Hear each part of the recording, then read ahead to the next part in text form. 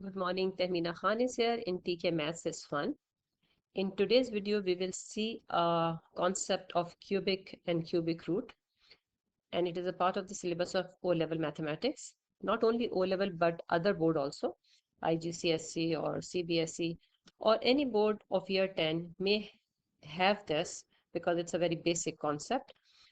I would like to tell you here that if you visit my website address, which is tkmaths.com, you can see under the heading of challenging question, I have put up all the topics here. If you click on any, you will find few solved example, which will be giving you a good revision. So I'm taking different questions of different level of difficulty. So I have here of add maths and A level as well. So let's start with the topic of square, square root, cube roots. In this video, I will only solve cubes and cube roots, right? In the previous video, I have already solved square roots. So the requirement here is that you should be able to recall cubes of 1 to 10 number, and then accordingly we will solve the question. So here I have written for your quick reference that what is the meaning of cube.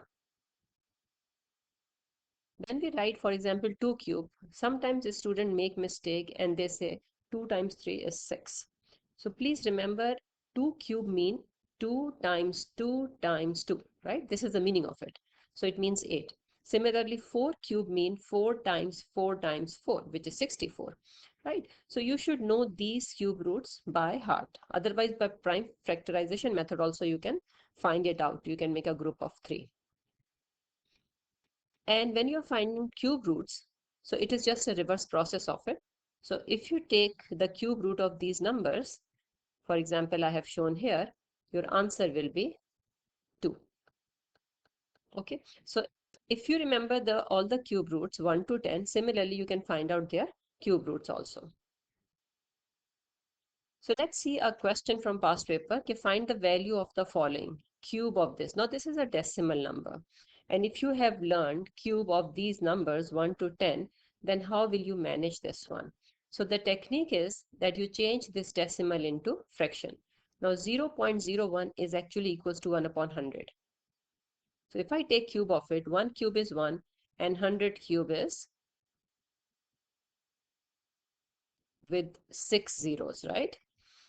Now 1 divided by 100 10 lakh is equals to 0.000001, and you have to give answer in decimals. If question is given in decimal, you have to give it in decimal. And what is the technique how to do that? In one, you know decimal is here, right? When there is no decimal in a number, it is always at the end. Now how many zeros are in the denominator with this?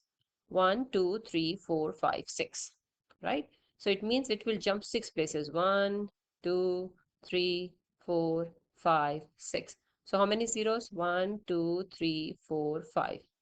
1 2 3 4 5. Oh sorry, 1 0 is extra, so we need to remove this. So this will be your answer. Okay, so this is how you can remove the error. Now let's see this question. If you have to solve this one, again, you have to find the cube of 1.1. It's a decimal number, and 0.3 is a decimal number.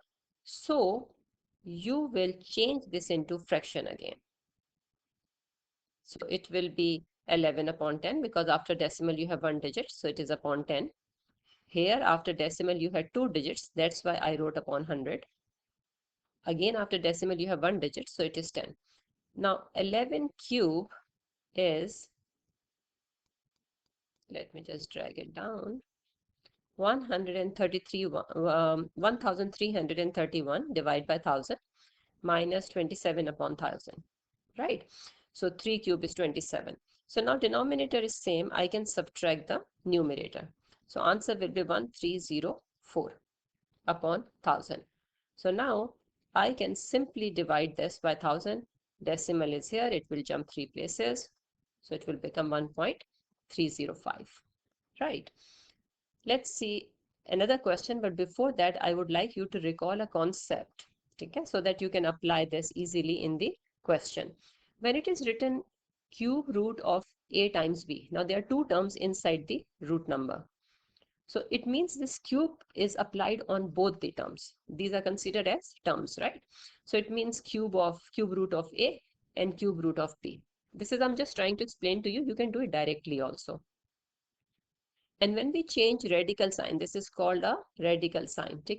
When you change a radical sign, it depends what root it is talking about, whatever the number is here. In index form, it becomes 1 upon n, mean that number. So it is a cube root, so it is 1 upon 3. If there is no number, it is just root sign, then we write half, which is called square root, right? So this is the meaning of it. Or in other words, you can write this like this. Here I split it into two parts. Here I'm writing overall power, and then this power will be applied on each term, right? So let's see the application of this concept in the next question. So I have two terms. I have to find the cube root of 8 and x power 12. So cube root of 8 we know is 2, and cube root of x power 12, it means 12 will be divided by 3. So it will be 2 times x power 4. I hope you understood this. Similarly, if you have to find out the cube root of 512, and suppose I don't remember by heart, so I will take help of the prime factorization method, right? I have just explained in detail this method with the help of a square root number. So now it means 512 is equivalent to 1, 2, 3, 4, 5, 6, 7, 8, 9, 2 power 9. So after replacing 512 by 2 power 9, now I can change it into index form, and then 9 will be divided by 3. So my answer will be 8. So thank you very much for watching this video. Press like and subscribe please, and share it with your friends. Take care. Allah Hafiz.